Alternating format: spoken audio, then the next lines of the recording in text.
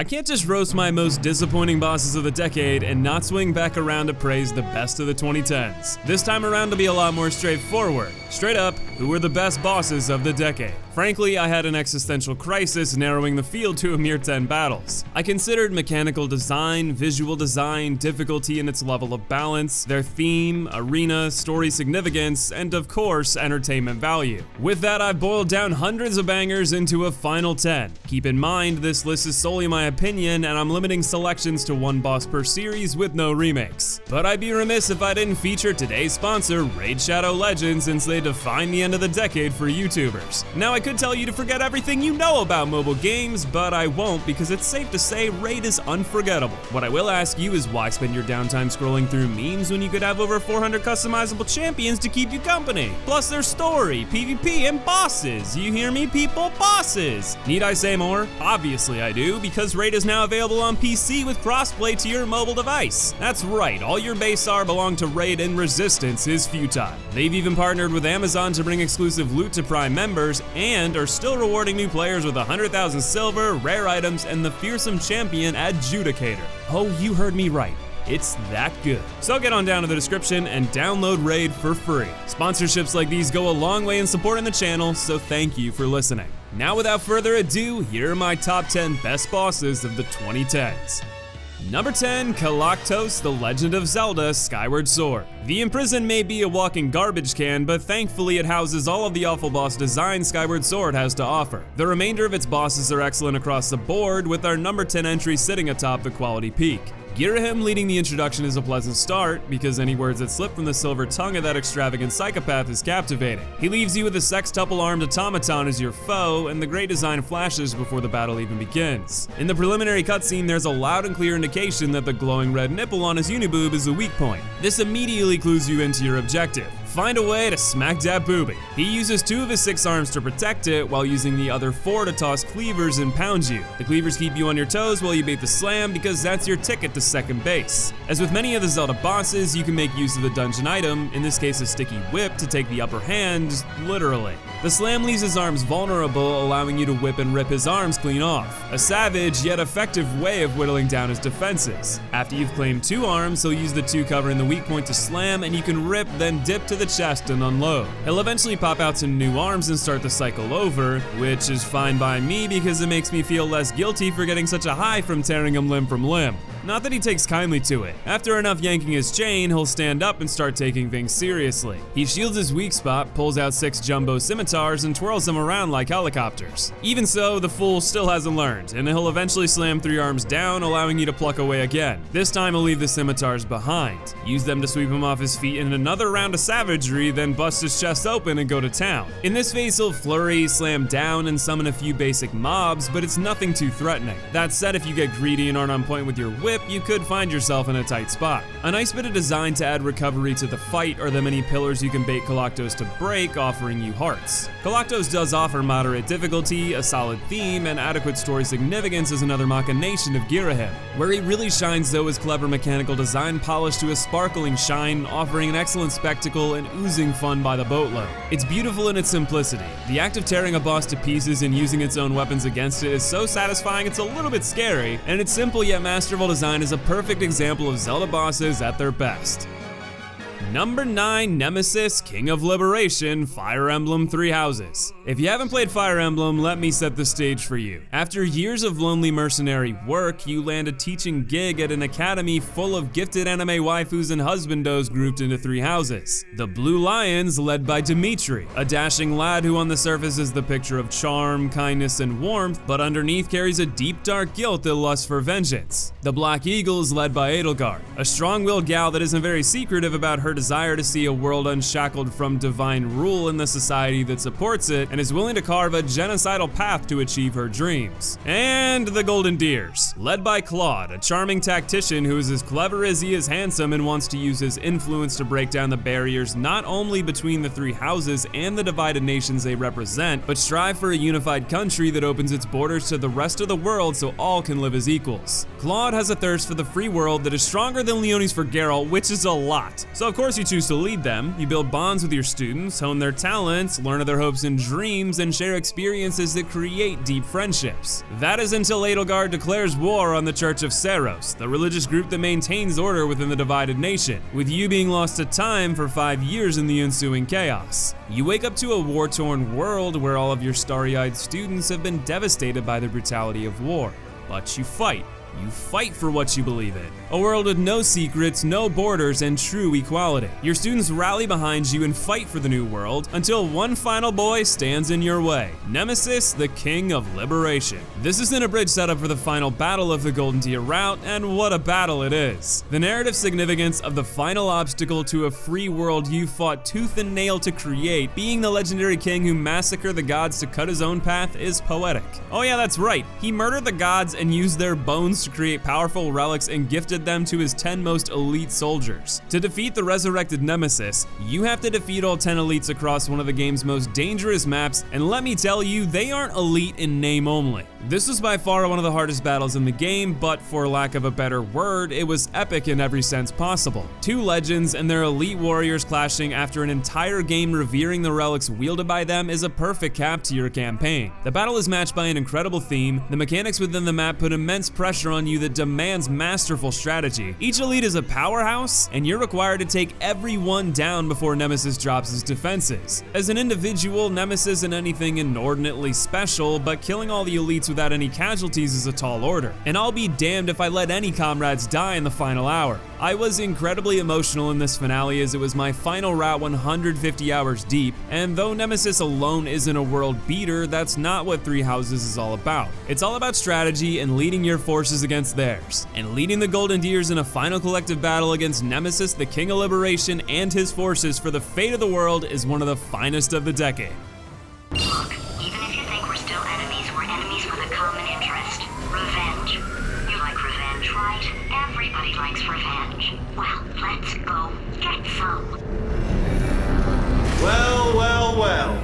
Welcome to the number 8 boss on today's list, Wheatley Portal 2. Those lines from GLaDOS send conflicting chills down my spine every time. Somehow the Portal narrative managed to shift a maniacal yet calculated AI antagonist into a potato that is now your greatest ally. As you rise to meet the final challenge, I was overwhelmed with a surge of camaraderie, all against the core of stupidity. Wheatley, an AI designed to make as many asinine decisions as possible, all while thinking he's a genius, has taken over Aperture Science and brought it to the brink of destruction. After all the twists and turns, you arrive at the conclusion to reinstall your arch nemesis and finally escape to the outside world.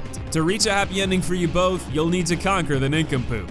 The battle itself isn't overly complex, but it pays homage to the original GLaDOS fight from the first Portal while highlighting some of the best new features of the sequel in gels. You'll have to use portals and gels to warp, bounce, and zip around firing bombs at Wheatley to stun him and install faulty cores. The banter that goes on throughout is pure gold. Each corrupted AI has a hysterical personality, and it all culminates with a stalemate forcing you to press a button to override the conflict and reinstall GLaDOS. What ensues as Wheatley actually does something right and booby traps the stalemate button is magical. You learned earlier in your historical trounce through the basement chambers that the portal applicable surfaces are made of moon rocks. So what do you do when you're on your last leg and everything is about to come to an explosive end? Shoot the moon.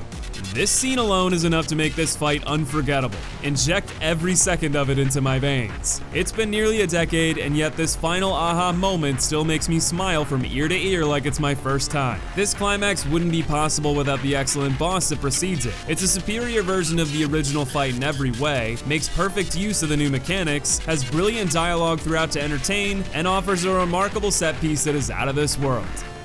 Number 7, Mr. Freeze, Batman Arkham City. You want to talk about bosses to make you feel like Batman? No, wait, that's not right. You want to talk about bosses that highlight puzzle mechanics in an engaging way that perfectly fits within the context of its world? This is the one. In a list that will be unsurprisingly dominated by action-oriented bosses, if you know me well, Mr. Freeze instead acts as a barrier to combat. He would be too risky to fight head-on, so you'll have to rely on your wits to win the day. Knowing you have no direct way of doing damage makes Mr. Freeze's methodical stalking genuinely frightening. You can't just hide either. He'll eventually track you with a drone and start lighting you up. So you have the pressure on and have to keep a clear head as you scour the arena for inventive ways to stun him. Batman's Predator or Stealth mode features many different takedowns to handle standard thugs. thugs. For Mr. Freeze, each takedown will result in a stagger, allowing you to get damage in briefly before round 2. But Mr. Freeze learns on the fly and prevents you from using the same tactic twice. This is a genius design decision that forces the player to pull out every tool from the belt, and can even leave you scratching your head as to what takedowns are left as the tension continues to build exponentially. While I do love the many combat-oriented bosses the Arkham series has to offer, that system is at its best when you're taking on hordes of thugs in style. The Predator system was ripe for a boss battle, and Rocksteady outdid themselves with a boss that highlights its strengths in every way.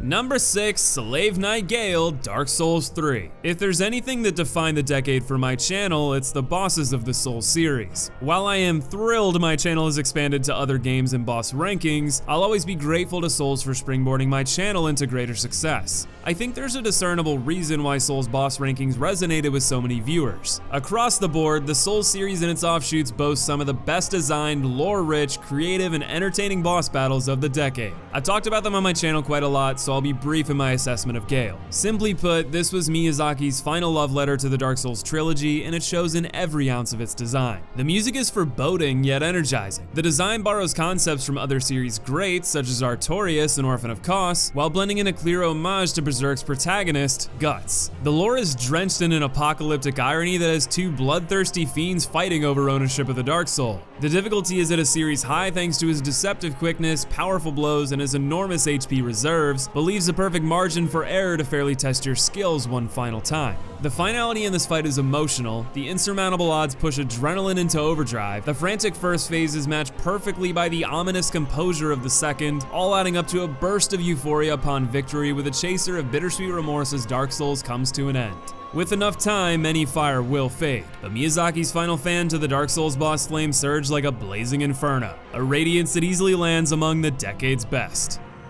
Number 5, Isshin the Sword Saint, Sekiro Shadows Die Twice. What do you do after cementing one boss masterpiece? Drop another 2 years later like you got a clown car full of quality juggernauts waiting in the wings. If you've ever wondered how I feel about Sekiro's bosses compared to the finest of Souls, here's a teaser. Truthfully, when comparing Miyazaki's best work, I can't look at Gael or Isshin and say definitively, oh well obviously one is better than the other because XYZ. I can go back and forth all day on why each boss is near perfection and nitpick to make the difference, but ultimately it boils down to personal preference. The music highlights a classic Japanese style with a sinister crescendo into Yuka Kitamura's signature energetic operatics. The design is centered around Isshin's elegant mastery of the Ashina arts that devolves into a frenzied duel against a dual wielder that pulls out all the stops from Tomoe's lightning to a gun in the pursuit of victory. The narrative impact of Sekiro's clash with a legend reborn in his prime that fights you not for glory or evil, but for the honor of his grandson's dying wish leaves you conflicted, yet willing to rise to the immense challenge for the sake of your own desires. The difficulty hits all the right notes, from a warm-up with Genichiro that solidifies Sekiro's growth, all the way through Isshin's crescendo from a methodical samurai to a frenzied brute exhausting every reserve to push you to the very limits of your skill. This fight demands your best, and Isshin's solemn honor in the face of defeat when you reach that limit is one of my favorite endings to any boss battle. While I'd love to give a transcendent reason why Isshin is better than Gael, I don't have one. They are both examples of Miyazaki at his best and share a lot of similarities to that end.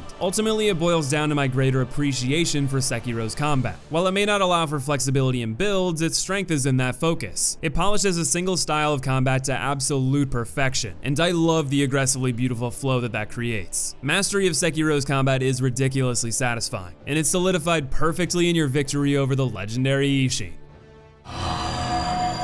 You were at my side all along, my true mentor, my guiding moonlight.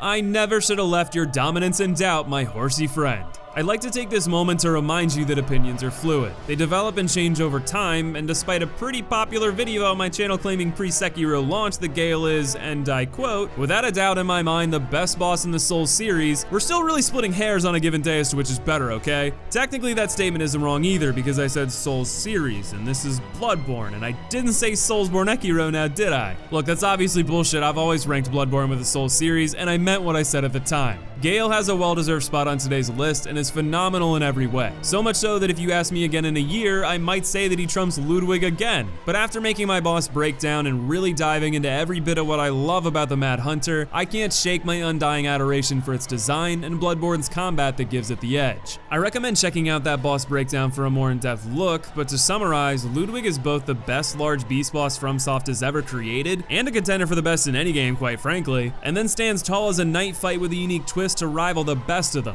His madness is cured by gazing into the shine of the Moonlight Greatsword is my boss cutscene of the decade. The first phase has a perfect flow of attacks to put pressure on you, threaten you from range, punish you up close, yet gives you strategy thanks to Bloodborne's limb damage and quick-step dodging to allow for high-skill counters. The sword phase starts with an intimidating glare that delivers in droves. He has many variations on sword combos, magic rays to fire from afar, AoEs to keep you on your toes, and all of this can be used to your advantage with proper timing and understanding of his mechanics. Unlike Gael or Isshin, this is a fight that you can actually dominate quickly if you've got the skill. The journey I made from novice to master in this fight is not only one of my favorite boss moments, it's one of my favorite moments in gaming this decade. While Ludwig may lead the trifecta of FromSoft bosses on today's list, I would consider this more of a 4A, B, and C. They all offer different value thanks to their respective combat systems, yet exude similar levels of perfection. Hats off to FromSoft on a decade of boss excellence. And here's to hoping for a continued reign with Elden Ring.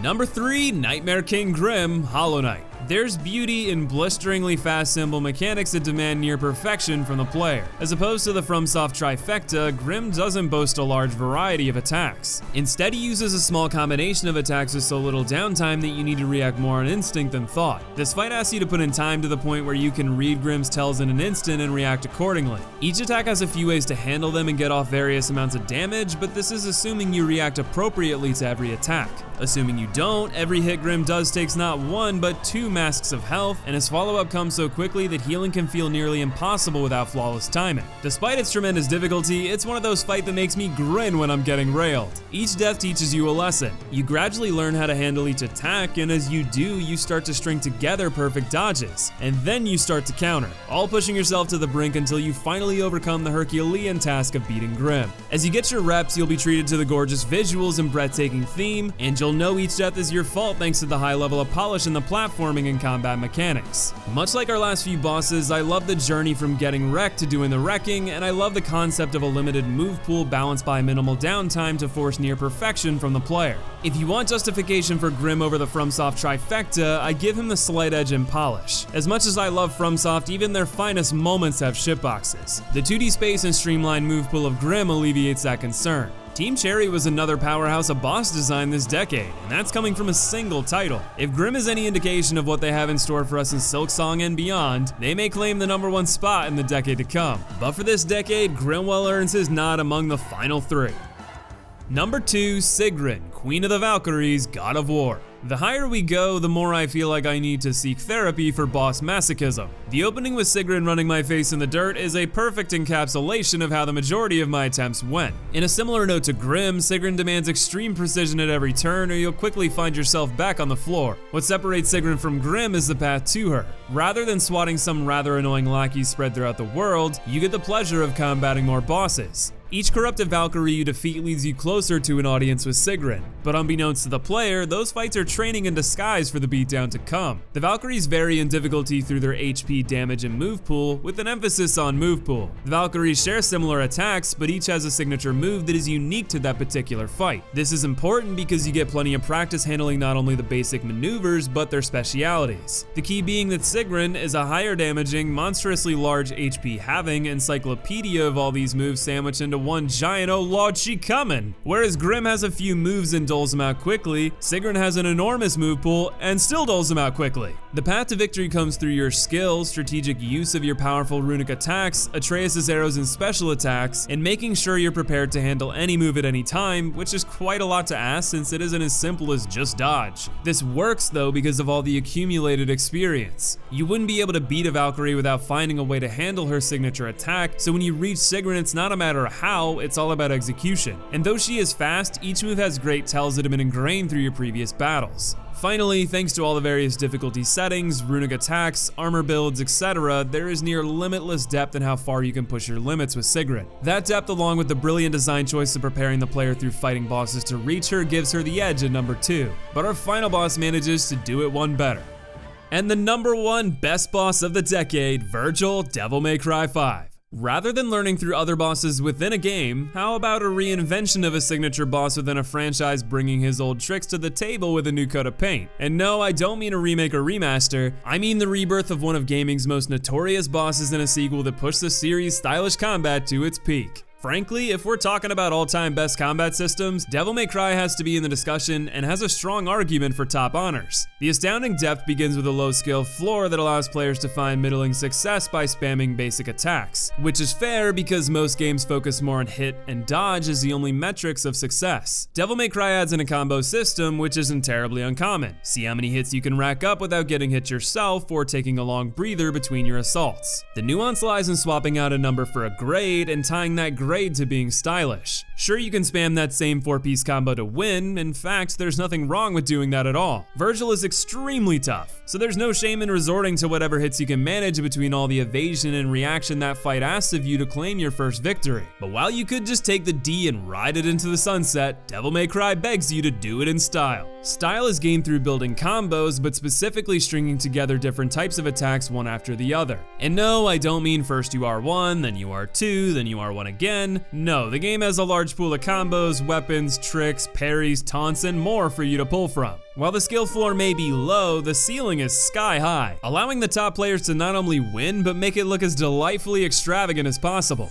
That's where Vergil comes in. He already has all he needs to stand with the best of them, both in terms of the game's combat and the best bosses of the decade, such as a vast move pool, high but fair difficulty, great music, large narrative significance, satisfying visual design, and the entertainment value that is boundless because he is the perfect playground to test your mastery of the game's combat. You can fight him with both Dante and Nero and push both of their stylish maneuvers to the absolute limit as you go on to the higher difficulties. The replayability is as far as you're willing to take your skill, because this is a fight that gives out as much as the player is willing to put in, from barely squeaking out a win with disgraceful style to dabbing on the poor man with a one-shot from a cowboy hat. While his individual quality is worthy of a mention amongst the best, it's the electrifying combat that he is a perfect match for that pushes Vergil's grade to best of the decade. But of course, that's just my opinion. Be sure to tell me what you thought of today's list and consider leaving a like if you enjoyed it. Also, be sure to subscribe for a few more decade lists and more rankings for the decade to come. I want to thank you all for watching today, much love to you, and I'll see you in the next video.